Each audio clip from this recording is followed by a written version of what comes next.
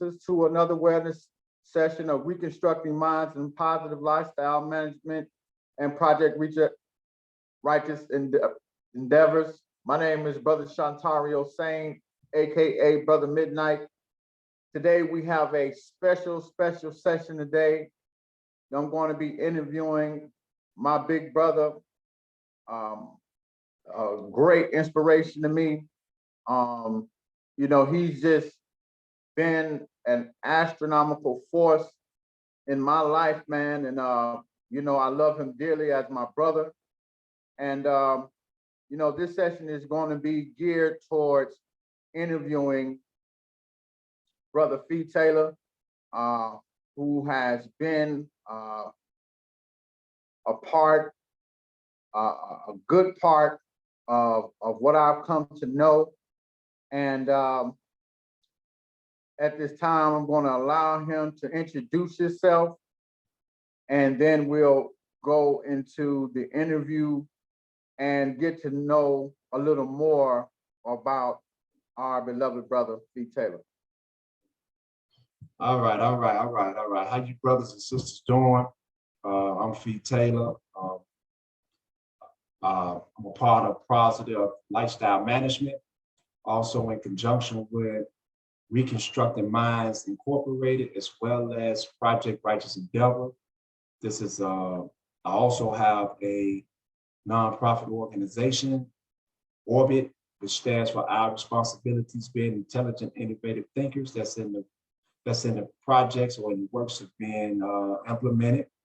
Got a lot going on, trying to, and just to stay busy.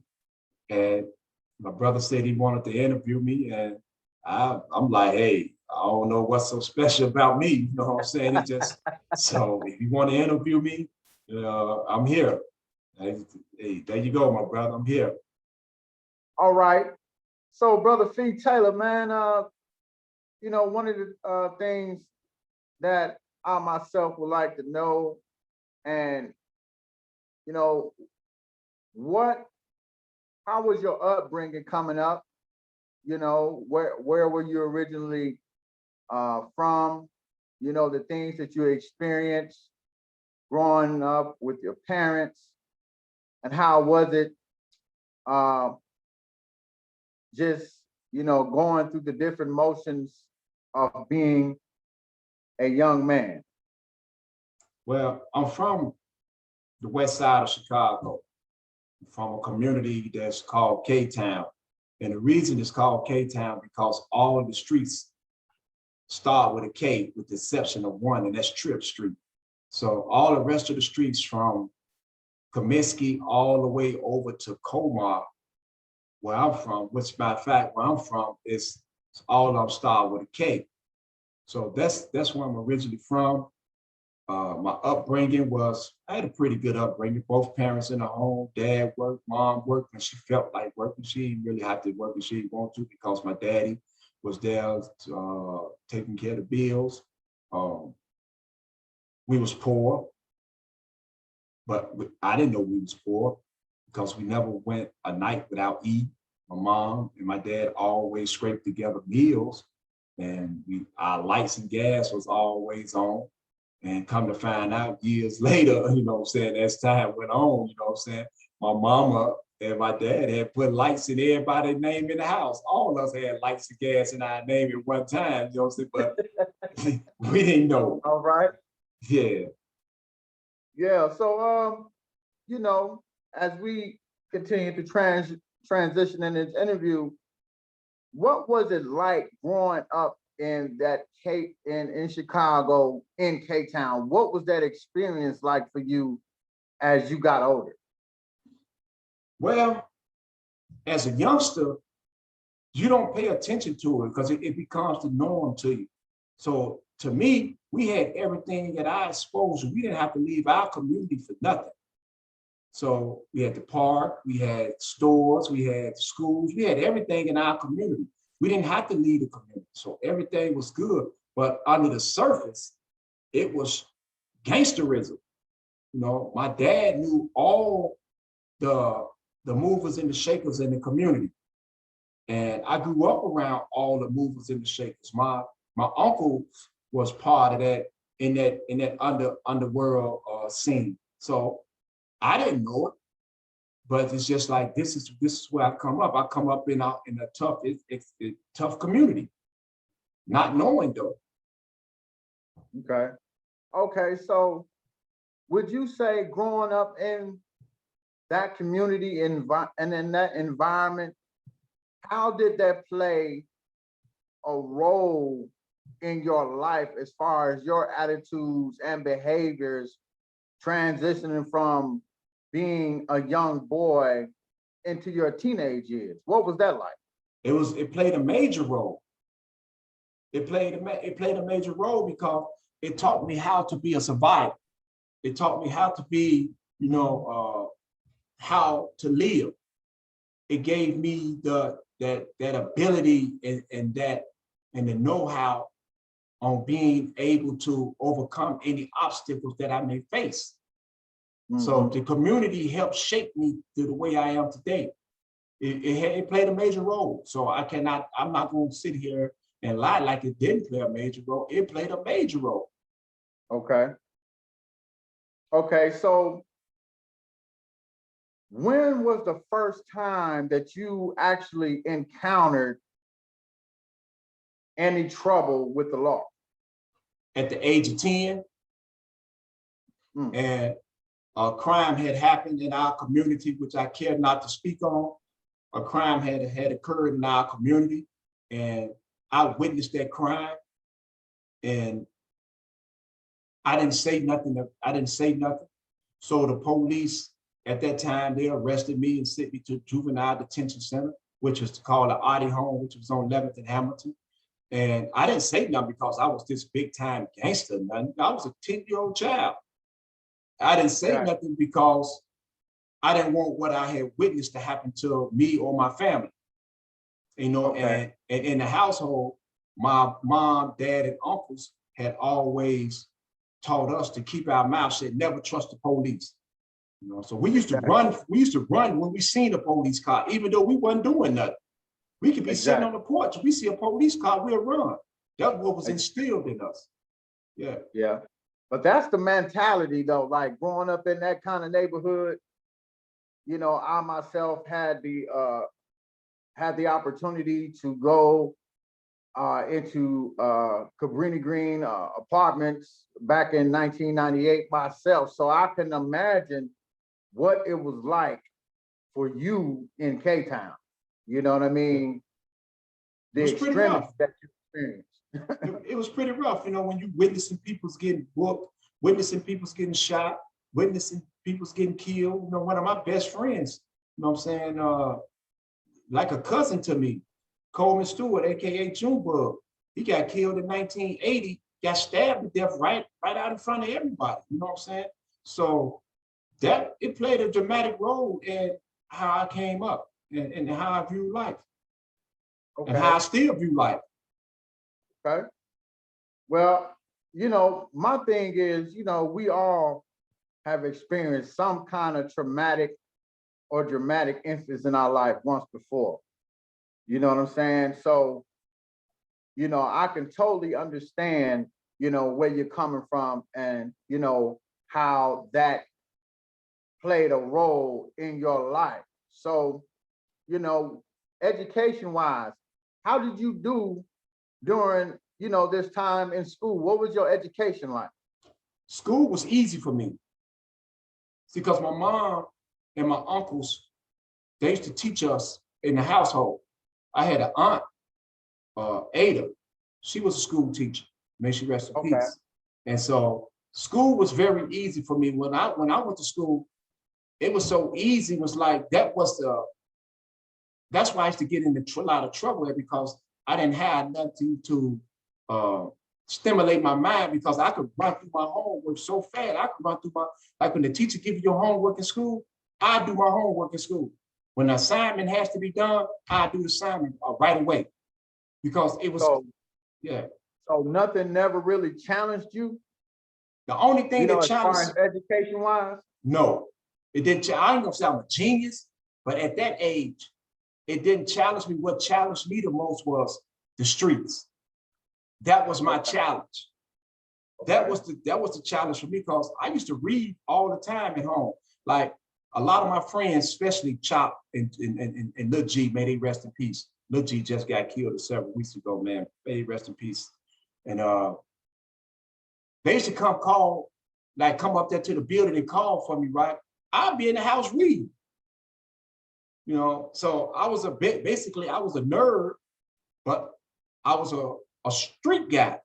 I felt the challenge for me was to always learn what was going on in the streets. You know, that was my challenge. Learning the new things, learning the movers and the shakers.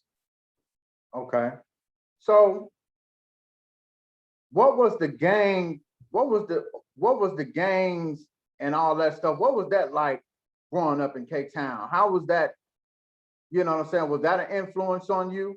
Yes, it was a great influence, because when I was coming up, you had like the Egyptian Cobras, ambassadors, the snipers. You had all these different organizations that was in our community. So at the age of 10, I stayed on 14th and Kildare.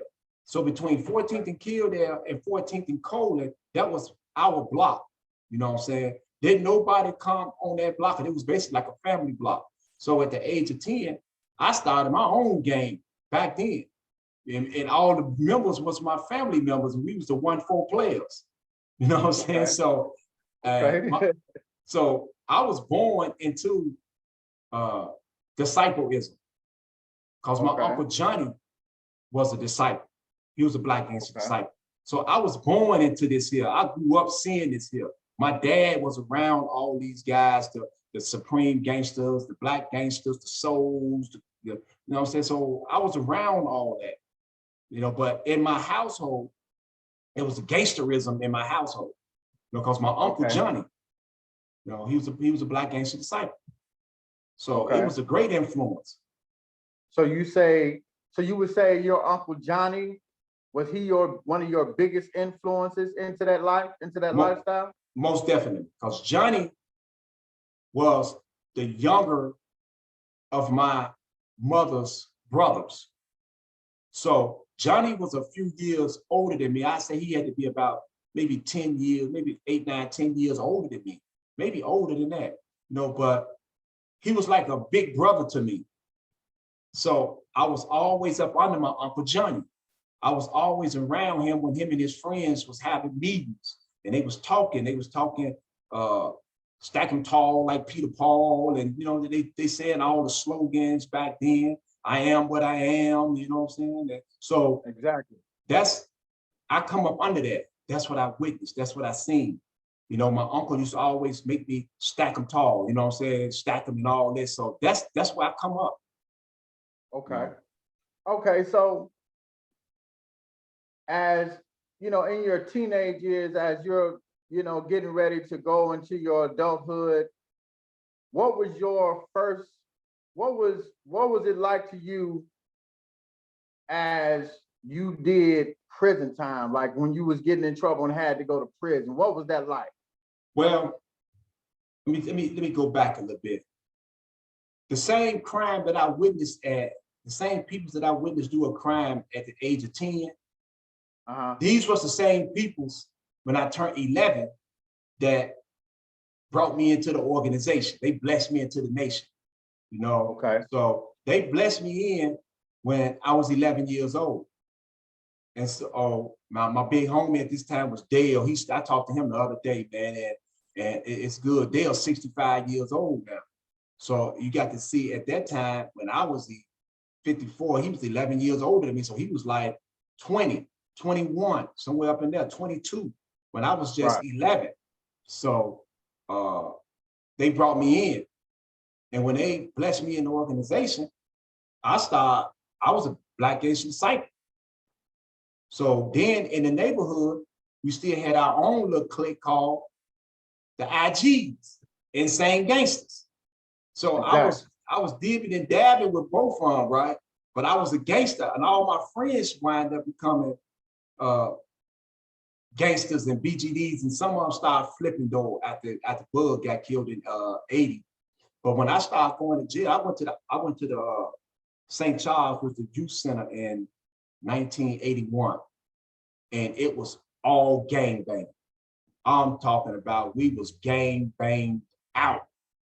I'm talking about the folks versus the peoples, vice lords versus the G's. We was gang banging. I thought we was juveniles. We was 11, 12, 13, 14-year-old children, but we was gang banging tough. But that's what it was about. You know, wasn't a lot of us getting killed. We was just beating each other up. You know, so that's what it was about.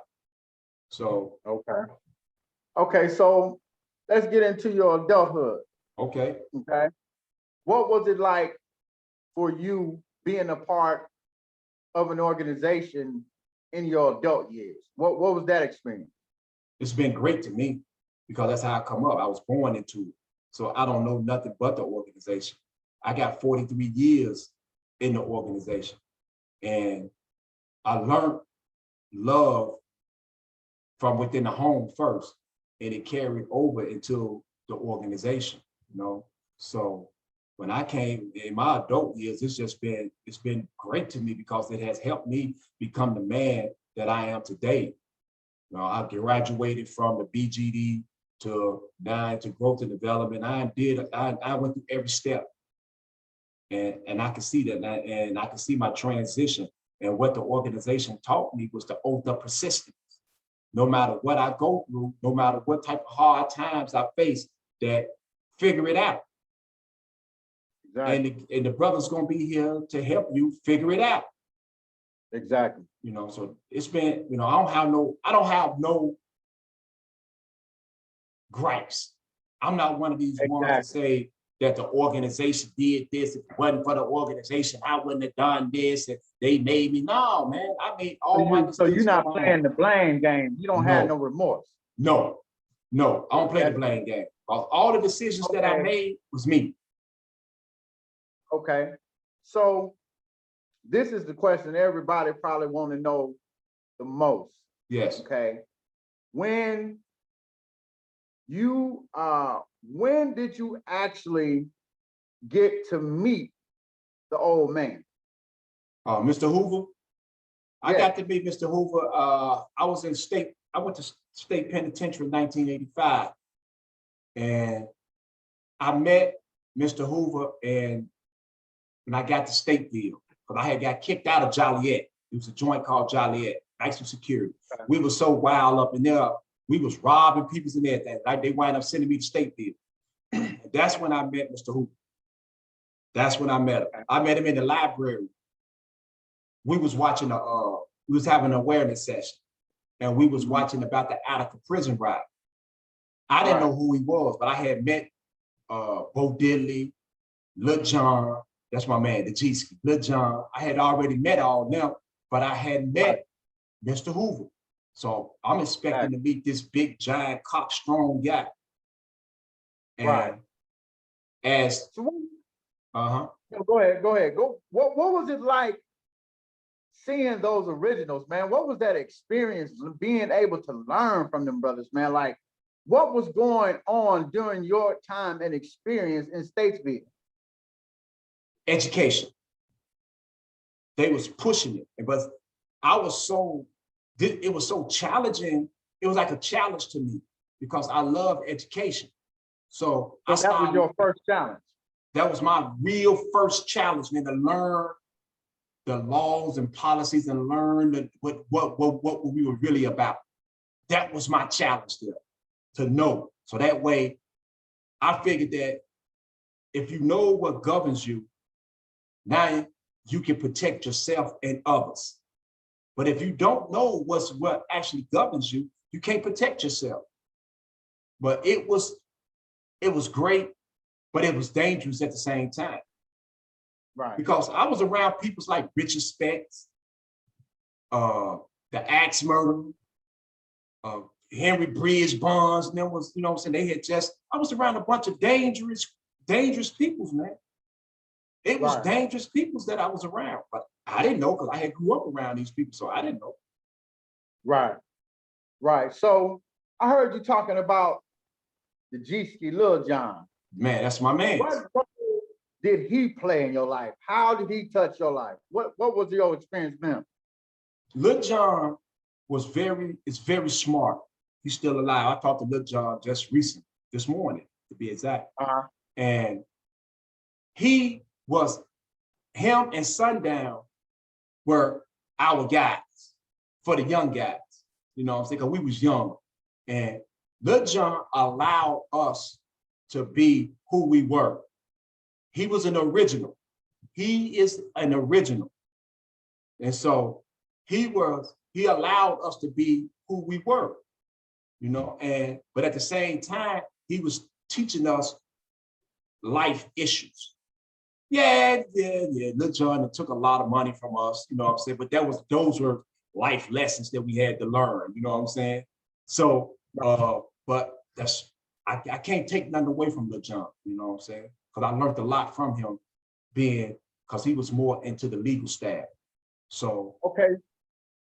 Okay, so who was there when you got there as far as the originals? Who was there? Lil John, Gov, Biggie, Guitar Lucky, G-Shaw, Sundown, Don Smokey, Mr. Hoover, Fatty, Raheem, nobody now, but Raheem, who else was there, man? Panama, Don Crusher, Bo Diddley, all of them was there. It was a lot. Only people who wasn't there was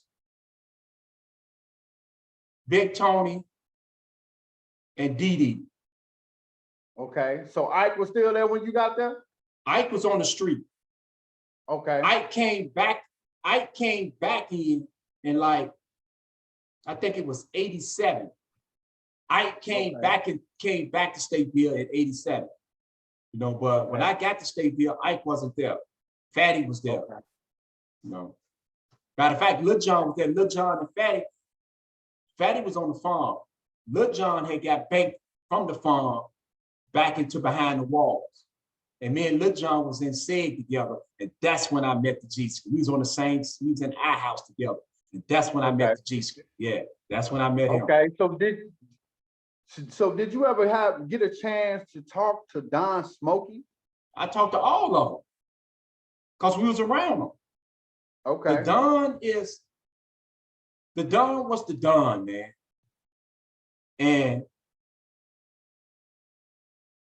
all of that I can say, man, rest in peace to the Don, man. Everybody loved the Don. The Don was who we say he was, man. And you had to be gangster, man. What I mean by gangster, you had to be able to hold your own. You had to be a man because you was in a man prison. You know? And I was number 17. I was 17 years old. But you around grown men. Men. Who understood what being gangster at that time was really all about. That's right. And they was teaching us, and Tank was there too. So all these guys were there. Tank was one of my inspirations because I used to sit back and watch Tank. Tank was a person who had like 5 or 6 different responsibilities at one time. He was on 3, 4, 5 different staffs at the same time. And so that's why I was getting my drive from to watch how the guys was working. They was working and they was teaching us and they was studying on us. They was making us go to school and everything. That's why I got my GED in Stateville. On Mr. Hoover's birthday. Okay. Yeah. So that's a hell of a, you know what I mean? That's a hell of a thing to get your GED on Mr. Larry Hoover's birthday. That's awesome.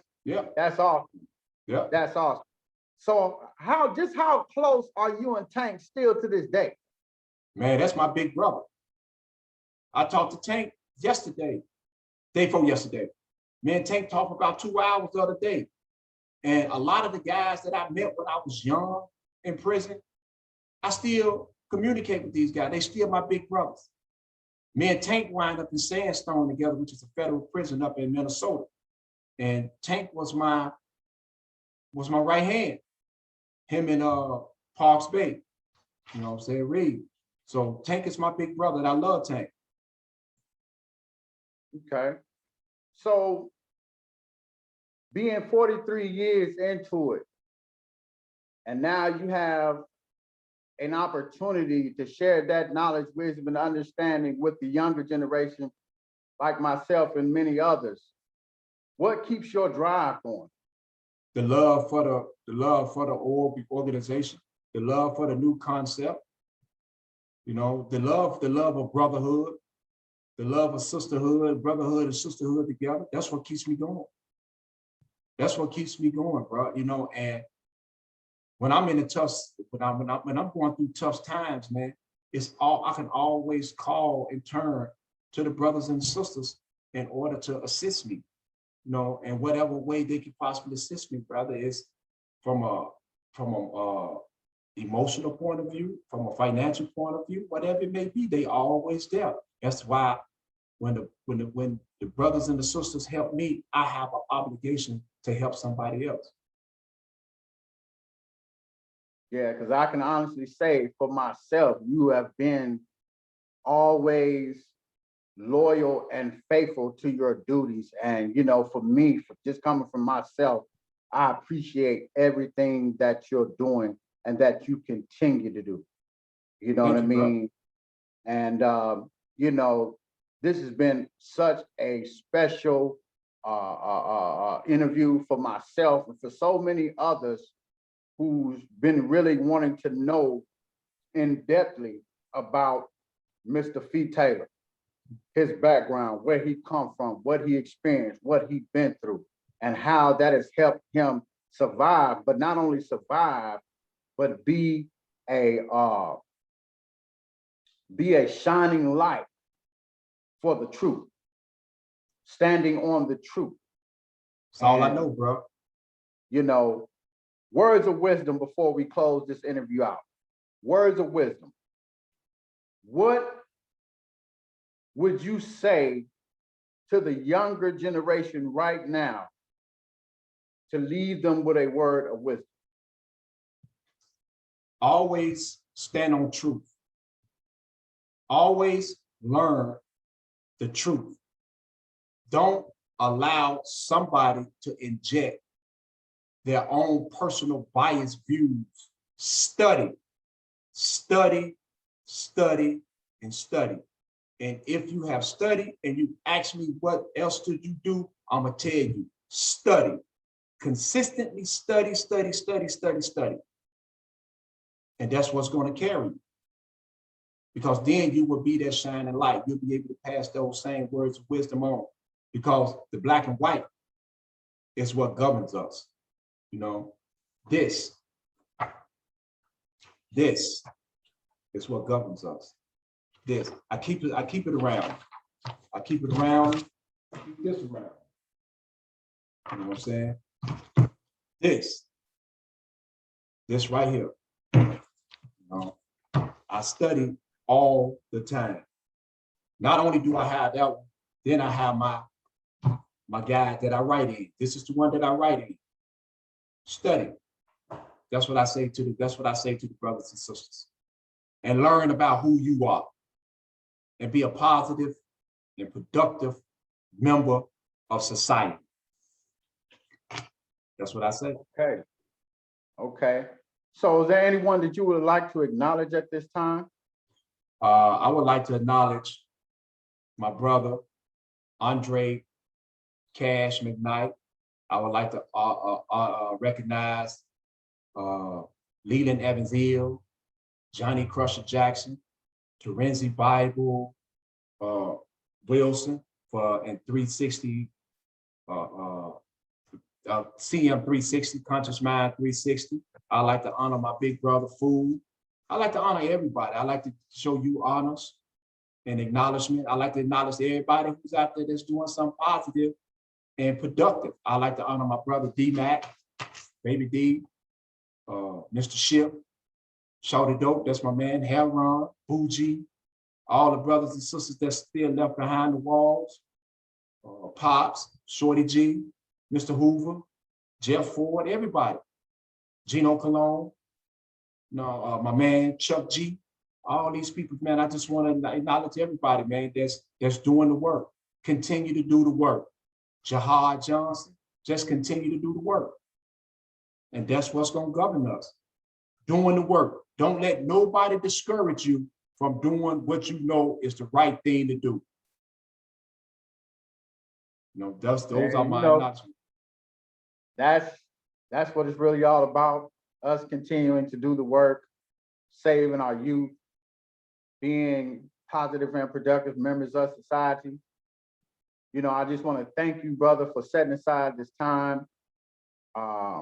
As you have continued to be a guiding light in my journey, and you know, this has been one of the best experiences of mine, and you know, just continue to do what you have already been doing for so many years. You know, I would like to say this here. June 26th at 12 p.m. Central, 1 p.m. Eastern. Hashtag free Larry Hoover. Want everybody to go viral with your pre-recorded videos, your live videos, your posts. We want to take over social media. Free Larry Hoover now. And with that, bro, that's all I have to say. So I'm gonna turn it back over to the host, man. all right.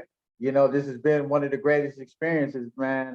Like I said, you know, in my journey, dealing with the organization, and you know, I would like to say peace and blessings be upon you and each and every one of your righteous endeavors. Keep doing what you're doing. Never stop. Continue to teach, guide, and just be that inspiration. With that being said, this is another episode of Reconstructing Minds and Positive Lifestyle Management. My name is Brother Shantario Sane, aka Brother Midnight. It has been a pleasure.